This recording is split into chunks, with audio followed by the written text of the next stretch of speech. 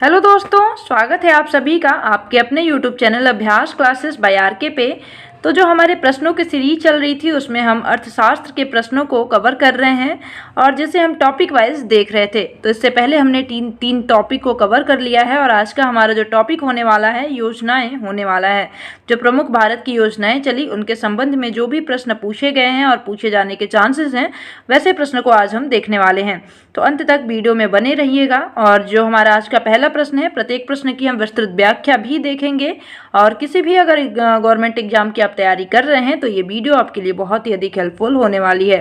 Start करते हैं और पहले प्रश्न को आज के देखते हैं। आज का हमारा पहला प्रश्न है कि प्रधानमंत्री रोजगार योजना किस वर्ष प्रारंभ हुआ था। तो बात करें प्रधानमंत्री रोजगार योजना की तो ये 1993 में प्रारंभ की गई थी। इसके बारे में जानें तो प्रधानमंत्री रोजगार योजना की शुरुआत 2 अक्टूबर 1993 को भारत सरकार द्वारा शिक्षित बेरोजगारों के स्वनियोजन उपलब्ध कराने के लिए की गई थी। इस योजना के अंतर्गत बेरोजगार युवक या युवतियों को बैंकों में ऋण उपलब्ध कराकर स्वनियोजन का अवसर उपलब्ध कराया जाता है। अगला प्रश्न देखते हैं।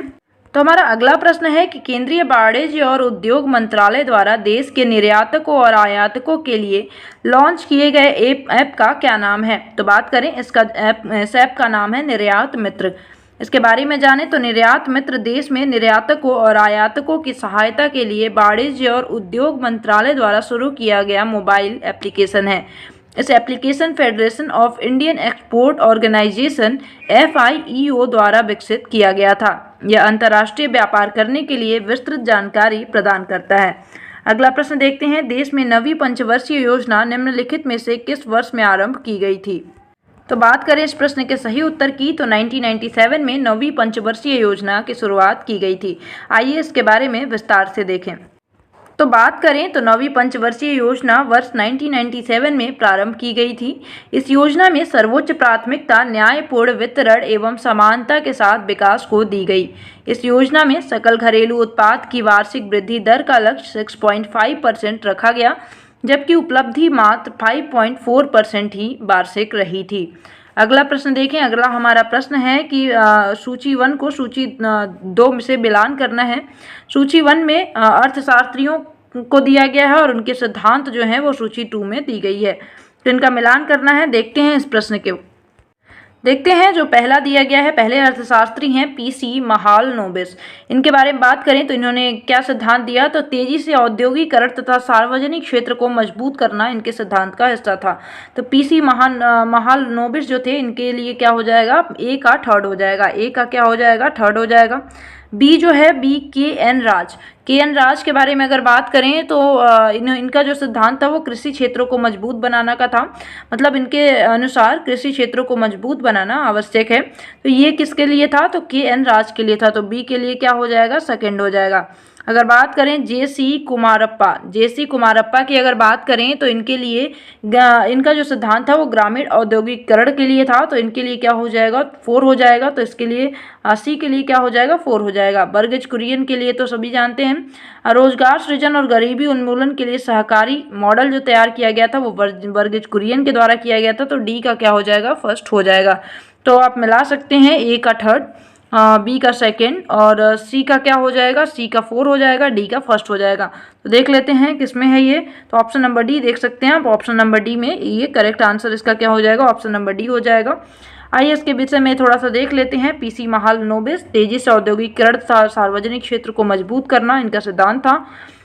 KN राज की बात करें तो कृषि क्षेत्र को सशक्त करना। JC कुमारप्पा का जो सिद्धांत था वो ग्रामीण औद्योगिकीकरण के लिए था। बर्गज कुरियन का जो था रोजगार सृजन और गरीबी उन्मूलन के लिए सहकारी मॉडल तैयार करना। अगला प्रश्न है हमारा, भारतीय नियोजन का निर्माता किसे माना जाता है। तो भारतीय नियोजन का निर्माता PC महालनोबिस को माना जाता है। तो ऑप्शन नंबर B जो है बिल्कुल करेक्ट है। इसके बारे में जानें तो प्रशांत चंद्र महालनोबिस एक प्रसिद्ध भारतीय वैज्ञानिक एवं सांख्यिकीविद थे, जिन्हें भारतीय नियोजन का निर्माता भी माना जाता है। दूसरी पंचवर्षीय योजना PC महालनोबिस मॉडल पर आधारित थी। इन्होंने ये प्रश्न बहुत बार पूछे गए हैं कि दूसरी पंचवर्षीय योजना किसके मॉडल पे आधारित थी। इन्होंने 1931 में भारतीय सांख्यिकी संस्थान की स्थापना की। 29 जून को प्रत्येक वर्ष सांख्यिकी दिवस के रूप में मनाया जाता है। ये भी ध्यान रखना है, 29 जून को सांख्यिकी दिवस के रूप में मनाया जाता है। इस दिन को मनाने का मुख्य उद्देश्य सामाजिक, आर्थिक नियोजन और नीति निर्धारण में महालनोबिस के कार्यों से जनमानस को प्रेरित करना है। अगला प्रश्न देखते हैं। अगला प्रश्न है हमारा, भारतीय योजना के निर्माता के रूप में किसे जाना जाता है? तो देख सकते हैं सेम प्रश्न रिपीट हो रहा है। पीसी महालनोबिस जी को कहा जाता है। तो ये प्रीवियस ईयर के क्वेश्चंस हैं, बहुत बार पूछे जा रहे हैं। ये देख रहे हैं रिपीट होते हैं। और भी अन्य भी जो एग्जाम्स हैं, एसएससी हो गया या फिर कोई भी सीडीएस में भी इससे प्रश्न बने हुए थे। तो ये किसी भी एग्जाम के लिए आपके लिए महत्वपूर्ण है। तो आइए इसके बारे में, इस प्रश्न के बारे में थोड़ा सा और देख लेते हैं। तो अभी हमने इनके बारे में देखा था, फिर भी एक बार देख लीजिए। प्रशांत चंद्र महालनोबिस, पीसी महालनोबिस एक विश्व प्रसिद्ध भारतीय सांख्यिकीविद थे, जिन्होंने वर्ष 1931 में भारतीय सांख्यिकीय संस्थान की स्थापना की थी। उन्होंने भारत की दूसरी पंचवर्षीय योजना, जो कि 1956 से 1961 तक चली थी, तैयार करने में महत्वपूर्ण भूमिका निभाई थी, जिसने भारत में औद्योगिकीकरण और विकास का खाका तैयार किया। इन्हें आर्किटेक्ट ऑफ इंडियन प्लानिंग के रूप में भी जाना जाता है। तो आर्किटेक्ट ऑफ इंडियन प्लानिंग के रूप में भी किसको जाना जाता है? पीसी महालनोबिस को जाना जाता है। अगला प्रश्न देखते हैं। भारत की 11वीं पंचवर्षीय योजना की अवधि क्या थी? तो भारत की 11वीं जो पंचवर्षीय योजना थी 2007 से 2012 तक चलाई गई थी। इसके बारे में जानें तो भारत की पहली पंचवर्षीय योजना की अवधि 1951 से 1956 तक तथा 11वीं जो थी वो 2007 से 2012 तक की थी। जबकि अगर बात करें 12वीं पंचवर्षीय योजना, जो कि अंतिम पंचवर्षीय योजना थी, इसकी अवधि जो थी 2012 से 2017 तक की थी। तो ये भारत की अंतिम पंचवर्षीय योजना थी, 12वीं पंचवर्षीय योजना। बात करें 1 जनवरी 2015 को केंद्रीय वित्त मंडल के प्रस्ताव के तहत योजना आयोग के स्थान पर NITI Aayog, national institution for transforming India बना दिया गया। इस आयोग की स्थापना कर दी गई और इसके अध्यक्ष जो होते हैं वो कौन होते हैं? प्रधानमंत्री होते हैं।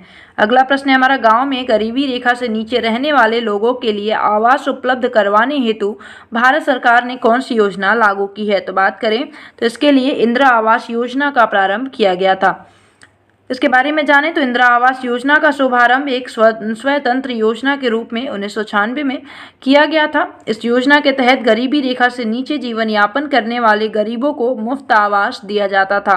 वर्ष 2016 में इस योजना का नाम बदलकर प्रधानमंत्री आवास योजना कर दिया गया।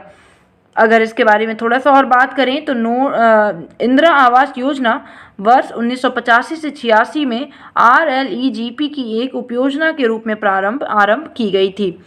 अगला प्रश्न देखते हैं, किस पंचवर्षीय योजना के दौरान आपातकाल लागू किया गया था? नए चुनाव हुए थे और जनता पार्टी को निर्वाचित किया गया था।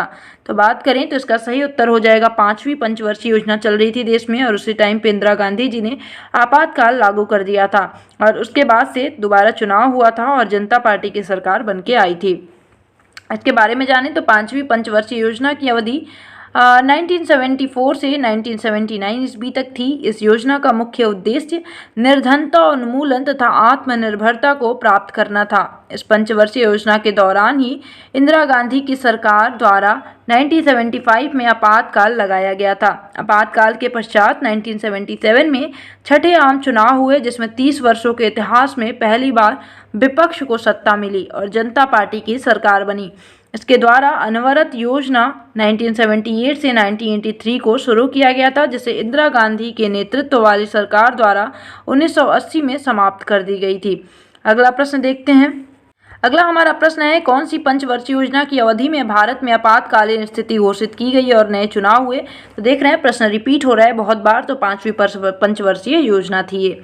अगला प्रश्न है कि भारत सरकार की प्रथम पंचवर्षीय योजना की समय अवधि क्या थी? तो बात करें तो 1951 से 1956 तक चली थी। इसके बारे में जानें तो भारतीय प्रधानमंत्री जवाहरलाल नेहरू के नेतृत्व में 1951 ईस्वी में भारत की पहली पंचवर्षीय योजना प्रस्तुत की गई थी, जिसकी समय अवधि 1951 से 1956 ईस्वी थी। पहली पंचवर्षीय योजना हेरोल्ड डोमर मॉडल पर आधारित थी, ये याद रखिएगा। इसका मुख्य उद्देश्य अर्थव्यवस्था के संतुलित विकास की प्रक्रिया आरंभ करना था। इस योजना में कृषि को उच्च प्राथमिकता प्रदान की गई। यह योजना सफल रही तथा 2.1 की विकास दर के अनुमान के सापेक्ष 3.6% की विकास दर प्राप्त करने में सफल रही। ऐसा अनुमान किया गया था कि 2.1% विकास दर रहेगी, लेकिन पहली पंचवर्षीय योजना बहुत ही सफल रही थी, 3.6% का विकास दर देखा गया था। अगला प्रश्न है हमारा कि डैश का अवलोकन है कि देश के हर व्यक्ति के लिए एक बैंक खाता होना चाहिए। तो किस योजना का अवलोकन है ये? तो प्रधानमंत्री जन धन योजना जो है, इसके अनुसार देश के हर व्यक्ति के पास एक बैंक खाता होना चाहिए। इसके बारे में आइए देख लेते हैं। प्रधानमंत्री जन धन योजना का शुभारंभ 28 अगस्त 2014 ईस्वी को भारत के वर्तमान प्रधानमंत्री के द्वारा किया गया था। यह विश्व की सबसे बड़ी वित्तीय समावेशन योजना है। तो ध्यान रखिएगा, विश्व की सबसे बड़ी वित्तीय समावेशन योजना जो है प्रधानमंत्री जन धन योजना है। ये भी प्रश्न बहुत बार पूछा गया है। इस योजना के प्रमुख उद्देश्य के अंतर्गत देश के प्रत्येक व्यक्ति के पास एक बैंक खाता होना चाहिए, जिससे वित्तीय सेवा को आसानी एवं प्रभावी ढंग से लोगों तक पहुंचाया जा सके। अगला प्रश्न हमारा, प्रधानमंत्री जन धन योजना संबंधित है। तो अभी देखा हमने, प्रधानमंत्री जन धन योजना वित्तीय सेवाओं से संबंधित है। इसके बारे में थोड़ा सा और जान लेते हैं। प्रधानमंत्री जन धन योजना भारत में वित्तीय समावेशन पर आधारित एक राष्ट्रीय मिशन है, जिसका उद्देश्य देश भर में सभी परिवारों को बैंकिंग सुविधाएं मुहैया कराना और हर परिवार का बैंक खाता खोलना है। इस योजना का शुभारंभ 28 अगस्त 2014 को भारतीय प्रधानमंत्री श्री नरेंद्र मोदी द्वारा किया गया था। अगला प्रश्न देखते हैं। अगला हमारा प्रश्न है, देखिए 2015 में पूछा गया था, इसलिए उस टाइम के लिए है, बट हम करंट की भी चीज़ें जानेंगे। संघ सरकार ने हाल ही में प्रधानमंत्री सुरक्षा बीमा योजना प्रारंभ की। इस योजना के लिए प्रति वर्ष प्रीमियम की राशि क्या है? तो 12 रुपये है। आइए देख लेते हैं इसके बारे में। तो भारतीय सरकार द्वारा प्रवर्तित प्रधानमंत्री सुरक्षा बीमा योजना को प्रधानमंत्री नरेंद्र मोदी द्वारा 9 मई 2015 को कोलकाता से शुभारंभ किया गया था। इस योजना का मुख्य उद्देश्य सभी भारतीय नागरिकों को आकस्मिक बीमा कवर प्रदान करना है। 2 लाख तक के दुर्घटना बीमा का लाभ ले सकता है। अगला प्रश्न हमारा, किस बजट में किसान टीवी की घोषणा की गई थी? तो बात करें तो किसान टीवी की जो घोषणा की गई थी 2014 से 15 में की गई थी। इसके बारे में जानें तो वर्ष 2014 में तत्कालीन केंद्रीय वित्त मंत्री अरुण जेटली ने 2014 से 15 का बजट पेश करते हुए किसानों के लिए किसान टीवी चैनल डीडी किसान की घोषणा की थी। किसानों के समावेशी विकास के लिए एक नई पहल के रूप में प्रधानमंत्री नरेंद्र मोदी द्वारा 26 मई 2015 को डीडी किसान चैनल शुरू किया गया था। इस चैनल के द्वारा कृषि की नई प्रणाली, जल संरक्षण और जैविक कृषि इत्यादि से संबंधित सूचनाएं प्रदान किया जाता है।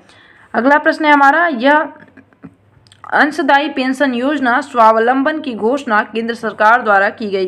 तो जो पेंशन योजना है स्वावलंबन, इसकी जो घोषणा थी वो कब की गई? तो संघीय बजट 2010-11 में की गई थी।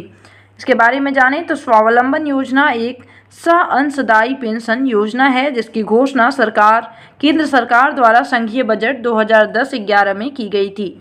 यह योजना उन भारतीय नागरिकों के लिए है जो किसी अन्य सांविधिक पेंशन या भविष्य निधि योजना का हिस्सा नहीं है। इस योजना के अंतर्गत खोले गए नए प्रत्येक खाते, जिसमें अभिदाता एक वित्त वर्ष के दौरान 1000 से 1200 रुपये तक की बचत कर सकते हैं। उसमें सरकार 1000 रुपये का अंशदान करेगी। सरकारी अंशदान वित्त वर्ष 2016-17 तक जारी रहेगा। इसके लाभार्थी असंगठित क्षेत्र के लोग जैसे कि श्रमिक, बुनकर, मछुआरे, किसान आदि हैं। वर्तमान में इस योजना का नाम बदलकर अटल पेंशन योजना कर दिया गया है। तो ये भी ध्यान रखिएगा, इसी योजना का नाम अटल पेंशन योजना कर दिया गया है। तो ये थे आज के हमारी योजनाओं से संबंधित प्रश्न, जो कि आपके लिए बहुत ही उपयोगी होने वाले हैं। कल से हम अर्थव्यवस्था के क्षेत्र के जो प्रश्न पूछे गए हैं उनको देखेंगे। इससे भी बहुत अधिक प्रश्न पूछे गए हैं, इसको भी हम पूरा कवर करेंगे। तो अगली वीडियो जो है उसको देखना बिल्कुल मत भूलिएगा। आई होप कि आज की वीडियो आपको पसंद आई होगी। वीडियो पसंद आए तो लाइक ज़रूर करिएगा और कमेंट सेक्शन में ज़रूर बताइएगा आपको कैसी लगी। और मुझसे जुड़ने के लिए चैनल को सब्सक्राइब भी ज़रूर करिएगा। मिलते हैं अगली वीडियो में, तब तक के लिए bye bye, have a nice day, thank you so much.